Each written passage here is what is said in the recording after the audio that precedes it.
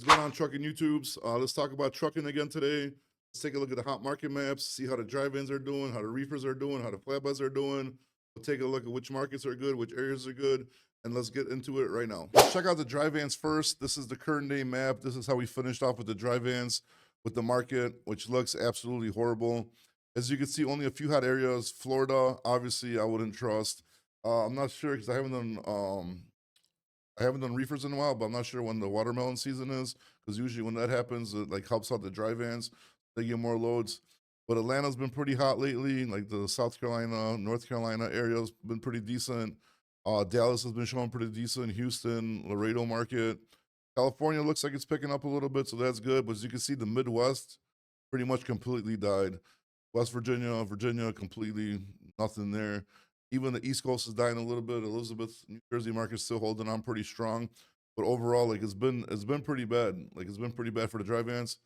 This week started off, better, but obviously, like as somebody mentioned in my comments in the TikToks, was probably due to a lot of people calling off for Easter. So Monday, had a little jump to it. Then if we take a look at here for the prior 8 business days, same thing. Nothing good for the dry vans. So the drive-ins are definitely on a tough spot right now, especially with the tariffs going on and stuff. It's not looking too good. So, a lot of people are like fighting to stay in business right now. A lot of the comments I get on my TikToks is like, people are driving drive-ins.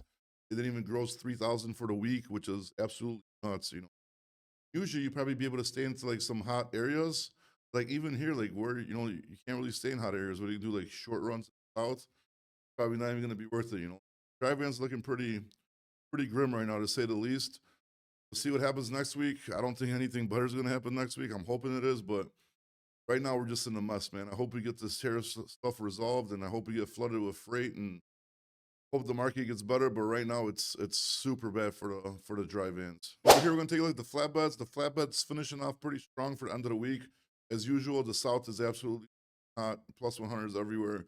They're actual good markets, not workers are posting a bunch of those, and there's not that many trucks. These markets are pretty damn good, except for Florida. I wouldn't count that one.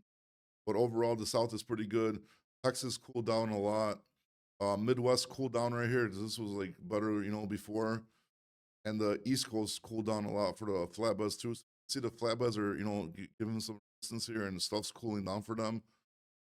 So that's not a good look because they were the hottest trailer in the market. So things are cooling down for them as well. And then if we look at the prior 8 business days for them, mean, actually look kind of similar. So, this last week for the flatbeds to downfall. Because if you take a look at before like a week, pretty much it was a lot more red areas. Midwest was a lot hotter. East was a lot hotter.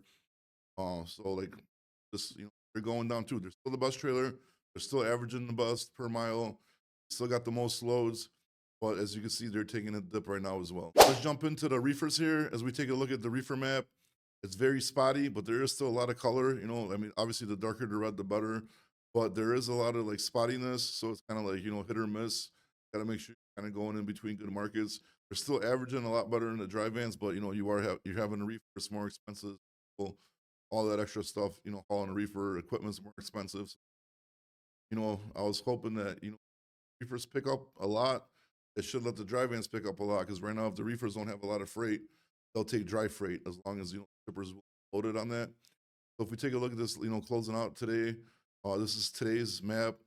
Like it's very spotty, still a lot better than the dry vans. Let's go over here and let's take a look at the prior 8 business days, and looks about the same. So same thing, reefers this week. Same thing. Monday looked pretty good. That we thought everything was jumping up. It was just a false flag. Overall, the reefers did finish off the week stronger than the prior 8 business days. But at the same time, right now there should be more reefer freight coming up, especially like protect from heat. Produce should be coming up. I mean, so reefers should really be doing a lot better right now. Those flatbeds still definitely winning by a long shot with the freight and average per mile and everything else. But the reefer still at least looking halfway decent. Hopefully it picks up for them. Like I said, the more reefer freight there is for the reefers, more dry van freight is going to be for dry vans because then they'll not be taking it. Let's jump right in here to the national averages per mile. Got the dry vans since January. They've been dipping. They fell below $2 per mile in March. And April looks like they fell 2 more cents down at $1.97 national average per mile, which is complete trash. Like we need to be like 215, 20 right now, just to kind of be like even or kind of in a profit with the dry vans if you're doing volume. But we're definitely nowhere close to where we need to be at, and it looks like it's only going to get worse right now. As the flatbeds fell down a penny because they were like on not even a week ago at 260 per mile national average, but right now they're $2.59. So this is the first decrease this month that I've seen for the flatbeds, which is a full month. So they steady at that 260, but it's still a jump from March by 4 cents by 6 cents per mile.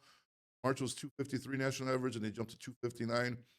Then you got the Reefers here again since January. They're the hottest trailer. If you take a look by far, they're beating the flatbeds by 10 cents per mile. But then since then they started falling down and lost to the flatbeds every single month. And right now they're 227, same as they were last month. I think the Reefers probably need to be closer to the 235, 240, just to be like okay, not losing money.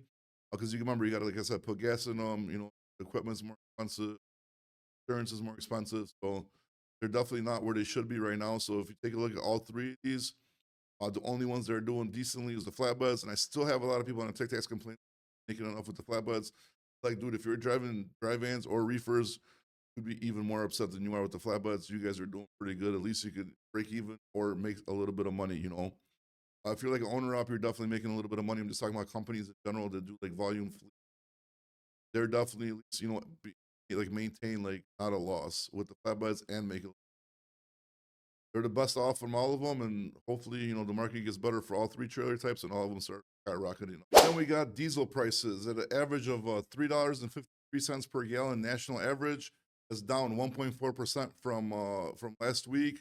Every single week, fuel prices have been going down, which is a good sign.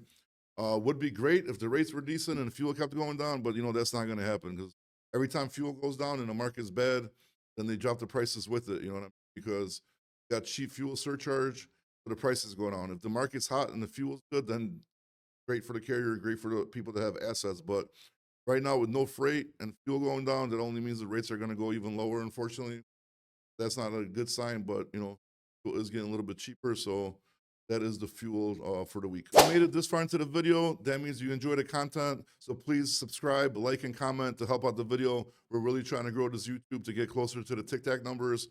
Do us a favor, please subscribe, like, or comment.